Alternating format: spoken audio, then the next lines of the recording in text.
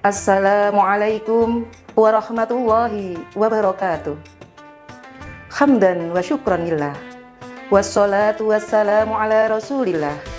Ashhadu an la ilaha illallah wahdahu la syarikalah. Wa ashhadu anna Muhammadan ibnu abdillah. Amma ba'da. Fala haula wala quwwata illa billah. Kaum muslimin rahimakumullah. Alhamdulillahi rabbil alamin. Puji syukur kehadirat Allah Subhanahu wa Ta'ala yang telah menimpahkan nikmat kepada kita, terutama nikmat sehat. Mudah-mudahan dengan nikmat sehat ini, pada bulan yang suci ini, kita bisa melaksanakan ibadah puasa, mencari ridha Allah Subhanahu wa Ta'ala, dan mudah-mudahan kita semua mendapat gelar la'allakum tattaqun. Shalawat serta salam semoga tercurahkan kehadirat Nabi Yuna Muhammad Sallallahu Alaihi Wasallam, Nabi akhir zaman, di mana kita harapkan dan mudah-mudahan kita semua menjadi umat beliau yang mendapat syafaat fi yaumil qiyamah. Allahumma amin. Kaum muslimin rahimakumullah. Pada kesempatan kali ini, saya ingin menguraikan detoks hati dari penyakit iri, dengki, dan sombong. Iri, dengki, dan sombong adalah penyakit yang tidak bisa kita lihat. Akan tetapi memiliki dampak yang luar biasa dalam kehidupan. Penyakit ini tidak tampak secara fisik, tetapi bisa merusak amalan yang kita lakukan. Yang pertama, penyakit iri. Iri adalah merasa tidak senang melihat orang lain senang. Merasa tidak nyaman ketika teman kita naik jabatan.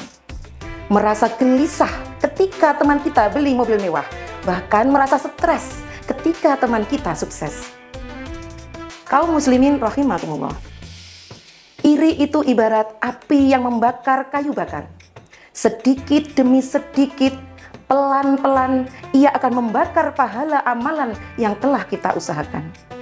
Orang yang punya sifat iri, hidupnya tidak akan tenang, gelisah, dan resah. Penyakit yang kedua yaitu dengki. Dengki setingkat lebih berbahaya dibanding iri.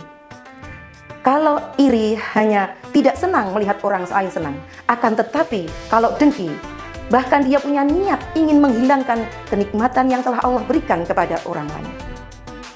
Jika ada teman naik jabatan, ia menggosipkan ke seluruh teman agar dia jatuh. Tidak mau membantu temannya supaya teman itu tidak bisa maju. Bahkan dia merasa senang jika ada temannya kesusahan. Na'udzubillahi min dzalik. Dari sifat iri ini atau dengki ini bahkan bisa membahayakan jiwa, sebagaimana Allah telah berfirman dalam surat Al-Falaq ayat 5. A'udzubillahi minasyaitonirrajim. Bismillahirrahmanirrahim. Wa min syarri hasidin idza hasad. Dari kejahatan orang yang dengki apabila ia dengki.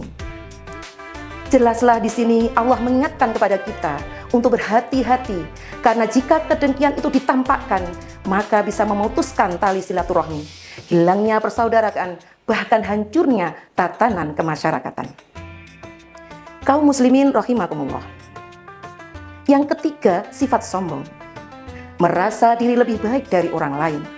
Sombong tidak selalu terlihat dari pakaian ataupun harta. Sombong bisa muncul dalam berbagai bentuk. Contohnya, merasa paling pintar sehingga meremehkan pendapat orang lain. Merasa ibadahnya paling baik sehingga memandang rendah orang lain. Bahkan enggan meminta maaf jika bersalah karena selalu merasa benar. Sombong adalah penyakit yang pertama kali Allah tampakkan ketika Allah menciptakan Nabi Adam alaihissalam.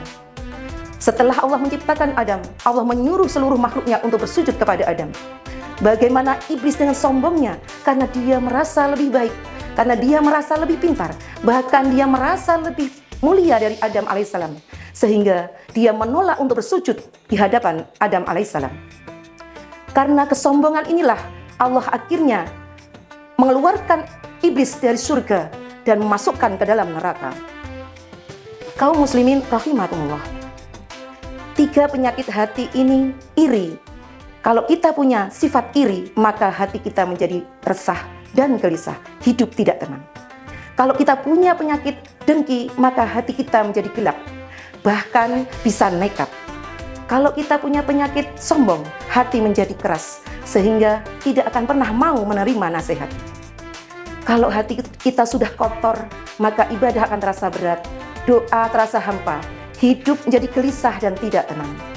Marilah pada bulan yang suci ini, bulan yang penuh berkah, kita mendetoks hati kita atau membersihkan hati kita. Ada 4 tips untuk membersihkan hati kita. Yang pertama, berbanyak istighfar.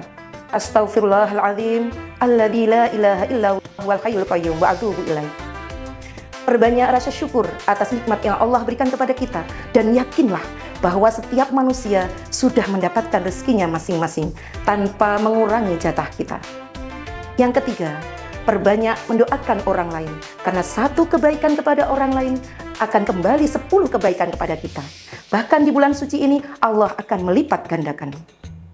Yang terakhir, rendahkan hati kita di hadapan Allah, sehingga kita akan terbiasa rendah hati di hadapan manusia. Semoga Allah membersihkan hati kita dari sifat iri, dengki, dan sombong. Dan semoga Allah menggantikan dengan hati yang bersih, penuh syukur, dan penuh kasih sayang. Kaum muslimin rahimakumullah. Semoga apa yang saya uraikan bermanfaat buat kita semua. Wa akhiran, afu minkum, wassalamualaikum warahmatullahi wabarakatuh.